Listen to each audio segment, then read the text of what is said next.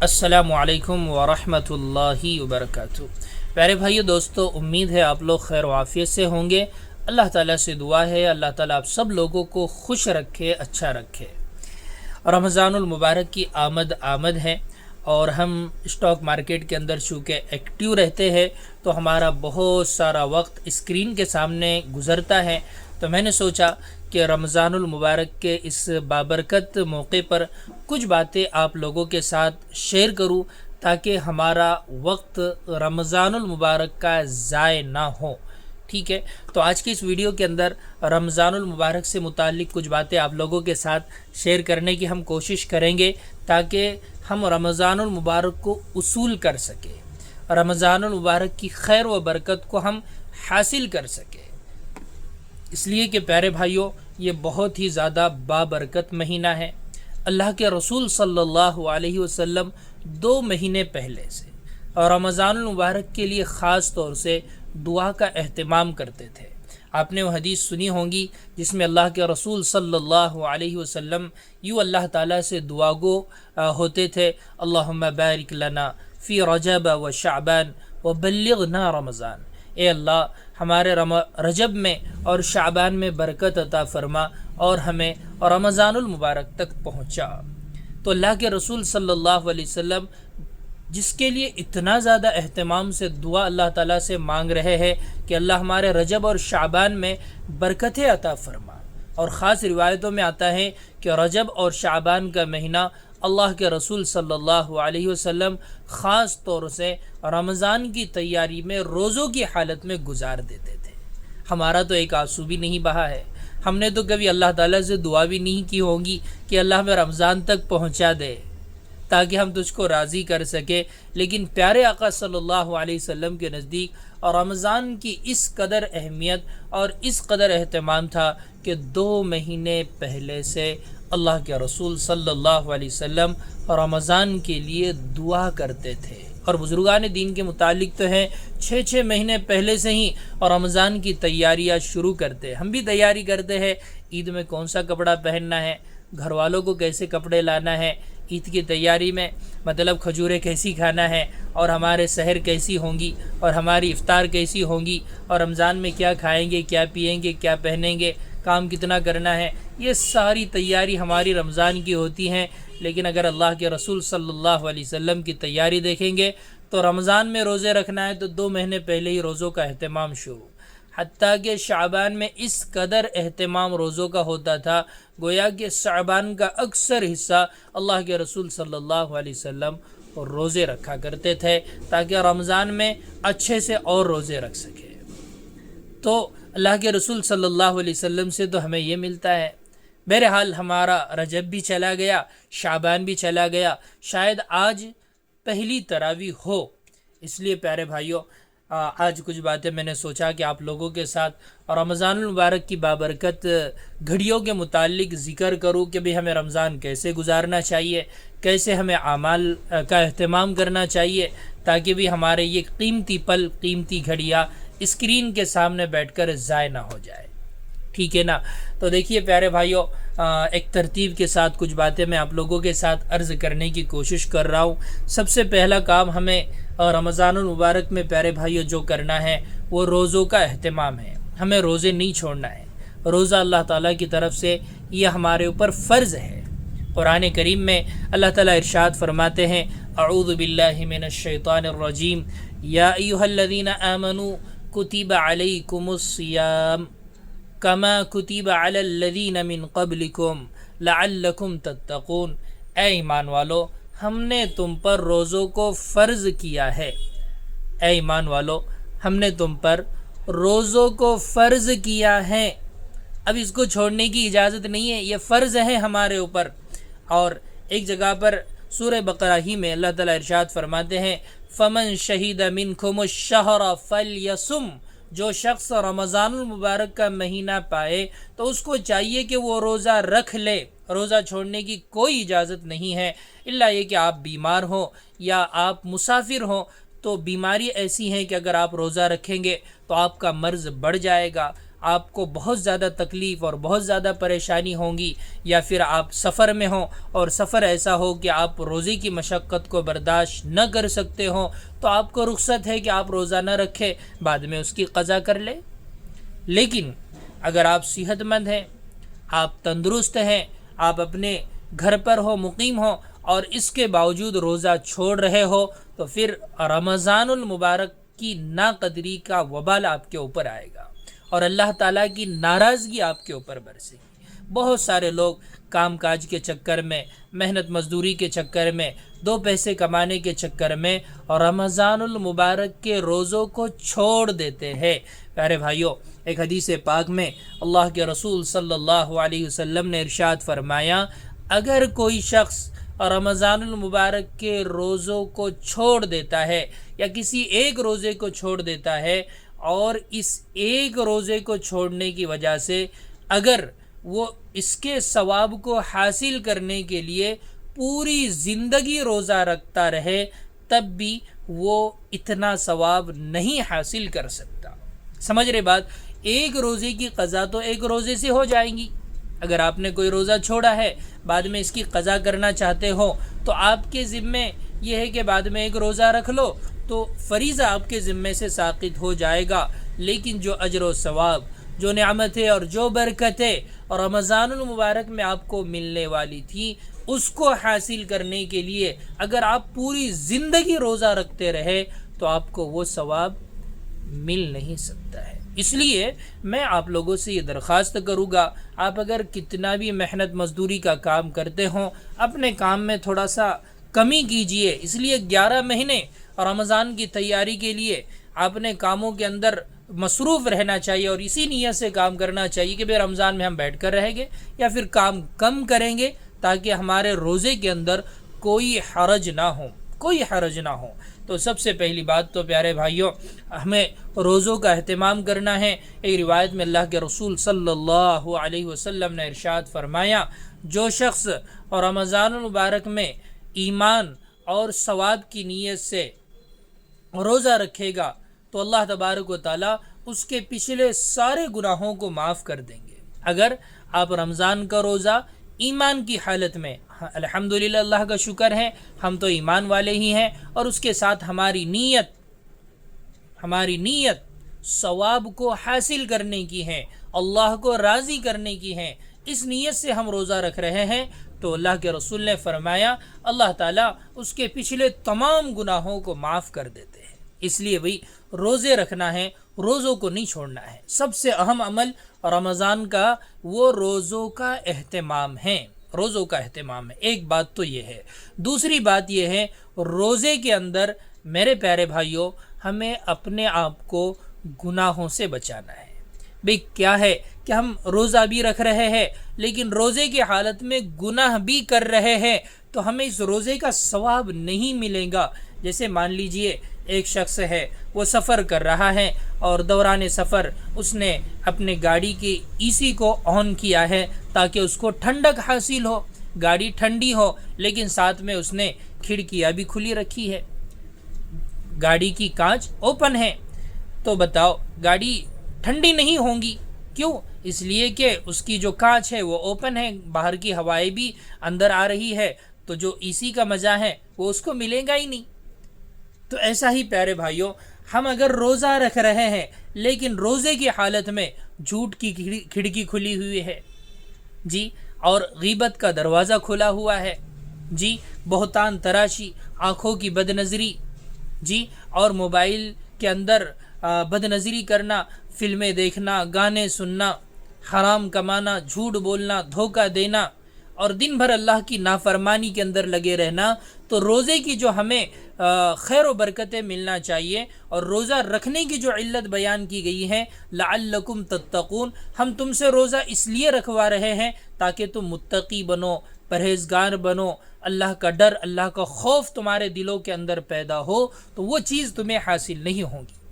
اس لیے روزہ رکھنا ہے اور روزے کی حالت میں اپنے آپ کو گناہوں سے بچانا ہے، گناہ نہیں کرنا ہے، اللہ کی نافرمانی نہیں کرنا ہے، گناہوں سے دور رہنے کی مشق رمضان المبارک میں کرنا ہے کہ ہم گناہ نہ کریں۔ گناہوں کو چھوڑ دے کہ رمضان میں آپ عادت ڈال رہے اپنے اعضاؤں کو گناہوں سے دور رکھنے کی، تو باقی 11 مہینے بھی آپ اپنے آپ کو گناہوں سے دور رکھنے کے اندر کامیاب ہوں گے، اس لیے کہ آپ نے رمضان میں عادت ڈالی ہے اپنے آپ کو گناہوں سے دور رہنے کی، اور اس کی خیر و برکتیں جو تقوی کی صورت میں آپ کو ملیں گی، یہ خود چیز آپ کو ہے نا پورا سال گناہوں سے بچائے گی۔ لیکن رمضان میں روزہ بھی رکھ رہے اور گناہ بھی کر رہے تو پھر آپ کے اندر وہ کیفیت ہی پیدا نہیں ہوگی۔ ایک حدیث میں تو اللہ کے رسول نے فرمایا نا، جو روزے کی حالت میں من لم یدع قول الزور والعمل به، جو روزے کی حالت میں جھوٹ بات کو نہ چھوڑے، فسق و فجور کو نہ چھوڑے اور اس پر عمل کو نہ چھوڑے، تو ایسے شخص کی اللہ تعالیٰ کو کوئی ضرورت نہیں، کوئی حاجت نہیں کہ وہ دن بھر بھوکا رہے یا پیاسا رہے۔ تو آپ روزہ رکھ رہے ہیں تو یہ حدیث کے روح سے ایسا ہے کہ آپ دن بھر بھوکا پیاسا رہ رہے تو اللہ کے نظر میں آپ کے بھوکا اور پیاسا رہنے کی کوئی اہمیت نہیں ہے اگر آپ روزے کی حالت میں اپنے آپ کو گناہوں سے نہیں بچاتے ہو تو۔ اس لیے پیارے بھائیوں، نیت کریں کہ روزہ رکھیں گے اور اپنے آپ کو گناہوں سے بچاؤں گے، کوئی گناہ ہم نہیں کریں گے انشاءاللہ، گانے نہیں سنیں گے، فلمیں نہیں دیکھیں گے، موبائل کے اندر نامحرموں کو نہیں دیکھیں گے، اپنے نظروں کی حفاظت، زبان کی حفاظت، دل دماغ کی حفاظت کریں گے، اور انشاءاللہ حرام نہیں کھائیں گے، حرام نہیں کمائیں گے۔ اگر ہم دن بھر روزہ رکھ رہے اور شام میں افطار حرام روزی سے کر رہے تو ایسا روزہ اللہ کی بارگاہ میں قبول نہیں ہوتا ہے۔ تو اپنے آپ کو حرام سے بھی بچانا ہے۔ تو بھی پہلی بات میں نے عرض کر رہا ہوں کہ روزہ رکھنا ہے، دوسری بات یہ ہے کہ روزے کی حالت میں اپنے آپ کو گناہوں سے بچانا ہے، گناہوں کو چھوڑنا ہے، ٹھیک ہے۔ تیسرا عمل نماز تراویح ہے۔ نماز تراویح کا خاص اہتمام ہمیں کرنا ہے۔ ایک حدیث میں اللہ کے رسول صلی اللہ علیہ وسلم نے ارشاد فرمایا، جو شخص رمضان کے اندر اگر فرض پڑھتا ہے، نفل پڑھتا ہے، تو نفل کا ثواب اللہ تعالیٰ فرضوں کے برابر کر دیتے ہیں، اور جو شخص فرض پڑھتا ہے تو فرض کا ثواب اللہ تعالیٰ یہ 70 فرضوں کے برابر عطا کریں گے۔ سمجھ رہے آپ؟ یعنی ایک سنت نماز آپ پڑھ رہے تو سنت نماز کا ثواب آپ کو فرض کے برابر ملے گا، اور فرض کا ثواب 70 فرض پڑھنے کے برابر ملے گا۔ یہ اللہ کی دین ہے، یہ اللہ کی عطا ہے، یہ اللہ کی رحمت اور برکت ہے ہمارے اوپر کہ ہم رمضان میں کتنا کچھ کما سکتے ہیں۔ کہ بھئی اسی وجہ سے رمضان المبارک کے اندر فرائض کا خاص اہتمام اور اسی کے ساتھ ساتھ سنتوں کا بھی خاص اہتمام کرنا ہے۔ نماز سے پہلے کی سنتیں، نماز کے بعد کی سنتیں، صبح میں جلدی اٹھی جاتے ہیں تو تہجد کا اہتمام، اشراق کا اہتمام، چاشت کا اہتمام، اوابین کا اہتمام، یہ سارے سنتوں کا اہتمام کرنا ہے۔ تو ہمیں سنتوں کے اہتمام پر فرائض کا ثواب ملے گا، اور فرائض کے اہتمام پر ہمیں اللہ تعالیٰ 70 فرضوں کا ثواب عطا کریں گے، اور اس کے ساتھ ساتھ تراویح کا بھی خاص اہتمام کرنا ہے۔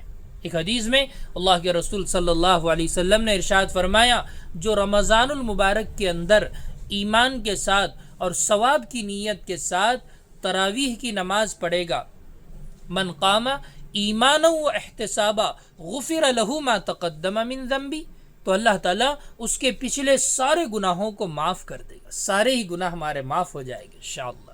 اس لیے خاص نماز تراویح کا اہتمام کرنا ہے۔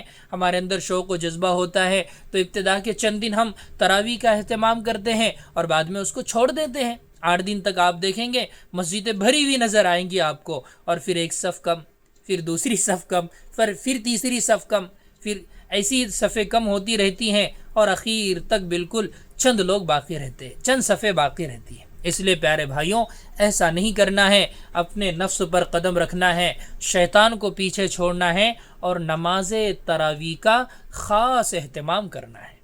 اور ایسی جگہ پر نماز تراویح آپ پڑھیے جہاں پر قرآن کریم سے تراویح پڑھی جا رہی ہو۔ یعنی تراویح کے اندر 2 سنتیں ہیں۔ ایک سنت تو پیارے بھائیوں یہ ہے کہ ہم پورا مہینہ نماز تراویح ادا کریں، اور دوسری سنت یہ ہے کہ نماز تراویح کے اندر مکمل قرآن کریم کو ختم کریں۔ 2 سنتیں، سمجھ رہے؟ ٹھیک ہے نا؟ یعنی اگر آپ الحم ترا سے کہیں پر تراویح ہو رہی ہے اور وہاں پر پڑھ رہے تو ایک سنت تو آپ ادا کر رہے ہو، لیکن دوسری سنت جو نماز تراویح کے اندر ایک قرآن کریم کو مکمل کرنا ہے وہ آپ کی چھوٹ جا رہی ہے۔ بہت سارے لوگ ایسا کہتے ہیں نا، کہیں پر 3 دن میں تراویح ہو رہی ہے، کہیں پر 10 دن میں ہو رہی ہے، تو آپ وہاں جا کر نماز تراویح ادا کر رہے ہو اور بعد میں پھر وٹوں پر، چبوتروں پر، موبائل کے اندر، دوستوں میں، ہوٹلوں میں بیٹھ کر اپنا وقت ضائع کر رہے ہو، اپنا وقت اس کے اندر گوا دے رہے ہو۔ اس لیے پیارے بھائیوں، اس کا ہمیں خاص اہتمام کرنا ہے کہ نماز تراویح پڑھنا ہے، نماز تراویح کو ہمیں چھوڑنا نہیں ہے، اور پورے رمضان میں ایسی جگہ پر تراویح کی نماز پڑھنا ہے جہاں پر تراویح کی نماز قرآن کریم کے ساتھ پڑھی جا رہی ہو، ٹھیک ہے۔ اور تیسری بات اس کے ساتھ میں یہ بھی اضافہ کرتے چلے کہ نماز تراویح پیارے بھائیوں، ایک منٹ، ایک کال آیا تھا، ٹھیک ہے، بہرحال نماز تراویح کے اندر ایسی جگہ پڑھنا ہے جہاں پر قرآن کریم اطمینان کے ساتھ پڑھا جاتا ہو، یعلمون تعلمون نہ کیا جا رہا ہو، صرف کیا پڑھا جا رہا ہے کچھ سمجھ میں ہی نہیں آ رہا ہے، بس پڑھتے جا رہے جی۔ اور رکوع نماز کے اندر نہ قومے کا خیال، نہ جلسے کا خیال، نہ اتحیات مکمل پڑھتے ہیں، نہیں پیارے بھائیوں، جب ہم نماز تراویح ایک سنت نماز ہے اس کا اہتمام کر رہے ہیں تو پھر اس کے اندر پڑھی جانے والی چیزوں کا بھی خاص اہتمام ہو۔ یہ ایسے ہم حافظ صاحب کو بھی ایسی ترغیب دیں کہ بھئی آپ قرآن کریم نماز تراویح کے اندر بالکل اطمینان سے پڑھیں کہ پیچھے نماز پڑھنے والوں کو سمجھ میں آئے کہ آپ تراویح کے اندر کیا پڑھ رہے ہو، ورنہ صرف ایسا ہوتا ہے کہ آخر میں یعلمون، تعلمون، یفعلون، مؤمنین، بس اتنا ہی سمجھ میں آتا ہے اور درمیان میں کیا پڑھا جا رہا ہے وہ سمجھ میں ہی نہیں آتا ہے۔ تو ایسی نماز تراویح جہاں پر ہو رہی ہو، آپ لوگوں سے میں درخواست کروں گا کہ ایسی جگہ پر بالکل نہ پڑھیں آپ نماز تراویح۔ اس کے اندر تو مسجد کی بھی بے حرمتی، قرآن کی بھی بے حرمتی اور نماز کی بھی بے ادبی ہے، نماز کی بھی بے ادبی ہے، نہ قومے کا خیال، نہ جلسے کا خیال، نہ نماز کے اندر مکمل اتحیات، درود شریف وغیرہ پڑھا جاتا ہے، اور نہ قرآن کریم میں کیا پڑھا جا رہا ہے تو یہ سمجھ میں آ رہا ہے۔ تو ایسی تراویح پڑھنے سے کیا حاصل بھائی؟ جب پڑھ ہی رہے ہو آپ نماز تراویح تو اطمینان سے پڑھیے، آرام سے پڑھیے۔ لوگوں کو اس پر اچھا لگتا ہے، اس پر لوگ فخر کرتے، واہ واہ ہمارے حافظ صاحب تو ایسے ہیں، وہ ہمیں آدھے گھنٹے میں باہر کر دیتے ہیں، جی ہم تو 20 منٹ میں باہر ہو جاتے۔ نہیں، نماز تراویح کے اندر ایک پارہ پڑھنے میں کم سے کم 1 گھنٹہ صرف ہونا چاہیے، اطمینان سے نماز تراویح ادا ہو۔ تو بھی خاص روزوں کا اہتمام، روزے کی حالت میں اپنے آپ کو گناہوں سے بچانا، فرائض کا اہتمام، سنتوں کا اہتمام، نماز تراویح کا اہتمام، یہ ساری چیزیں رمضان المبارک میں کرنے کے کام ہیں۔ اور اس کے ساتھ میں ایک حدیث میں آتا ہے، اللہ کے رسول صلی اللہ علیہ وسلم نے ارشاد فرمایا کہ رمضان المبارک میں آپ کلمہ طیبہ کی کثرت کرو، لا الہ الا اللہ محمد الرسول اللہ صلی اللہ علیہ وسلم، کلمے کی خوب کثرت، اس کے ساتھ میں جنت اللہ سے مانگنا اور جہنم سے اللہ تعالیٰ سے پناہ چاہنا، دعاؤں کا خاص اہتمام۔ جی افطار کے وقت کی دعائیں اللہ تعالیٰ خاص قبول فرماتے ہیں۔ جو ہمارا وقت ہے نا سیب کاٹنے میں، انار کاٹنے کے اندر، سموسے پکوڑے لانے کے اندر، ٹھنڈے بنانے کے اندر ضائع ہوتا ہے اور دسترخوان پر رکھ کر ضائع کر دیتے ہیں، نہیں، بلکہ ہم اللہ تعالیٰ سے اس وقت خاص دعاؤں کا اہتمام کریں، خاص دعاؤں کا اہتمام کریں کہ آپ کو جو کھانا ہے وہ کھا لیں، لیکن اتنا بھی نہ کھائیں کہ رمضان کے اندر جو روزے کی حکمتیں ہیں وہ سحر میں اتنا کھا لیتے ہیں اور افطار کے اندر اتنا کھا لیتے ہیں کہ سارا کے سارا ختم، جس کو حضرت شیخ نے سحر کے بارے میں فرمایا کہ بھئی حفظ ما تقدم، یعنی جتنا دن بھر ہمیں لگتا ہے اتنا سارا کے سارا اسٹور ہو جاتا ہے، جی، اور تلافی محفوظ، جتنا بھی دن بھر کے اندر گلاوٹ ہے تو اتنا افطار میں ہم نے کھا لیے کہ پورا کے پورا تلافی ہو گئی سب۔ تو اتنا نہیں، بلکہ ہمیں احساس پورے رمضان میں ہونا چاہیے کہ سحر بھی ہم حساب سے کریں اور افطار بھی ہم حساب سے کریں، اور افطار کے وقت خاص دعاؤں کا اہتمام کریں، خاص دعاؤں کا اہتمام کریں، اپنے لیے مانگے، اپنے والدین کے لیے مانگے، پورے عالم کے اندر امن و امان، ایمان، سلامتی کے لیے دعاؤں کا اہتمام کرے، ظلم کا خاتمہ ہو، ٹھیک ہے نا، اس کے لیے دعاؤں کا اہتمام کریں. تو خاص رمضان میں دعائیں اللہ تعالیٰ قبول کرتے ہیں، روزے کی حالت میں اللہ تعالیٰ دعائیں قبول کرتے ہیں. اتنا مطلب اللہ تعالیٰ روزے دار سے قریب ہو جاتے ہیں.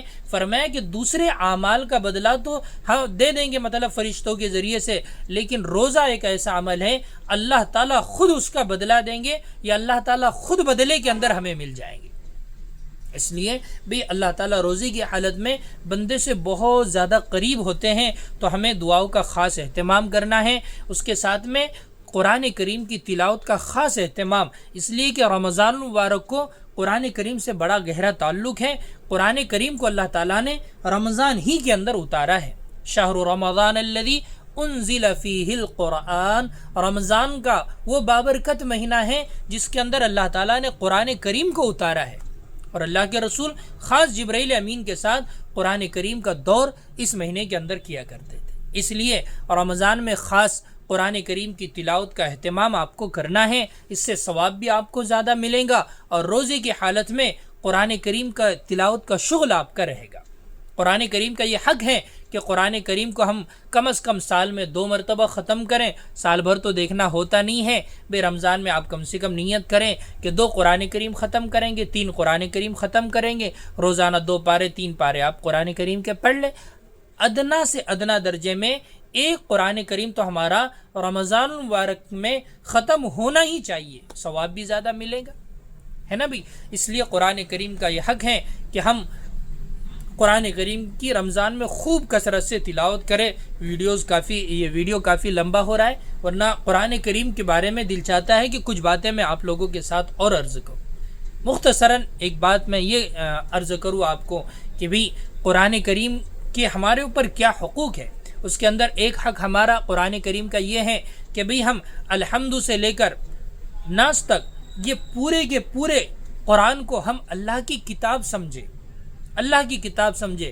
اس کے اندر ایک حرف بھی غیر اللہ کا شامل نہیں ہے، ایک نقطہ بھی غیر اللہ کا شامل نہیں ہے.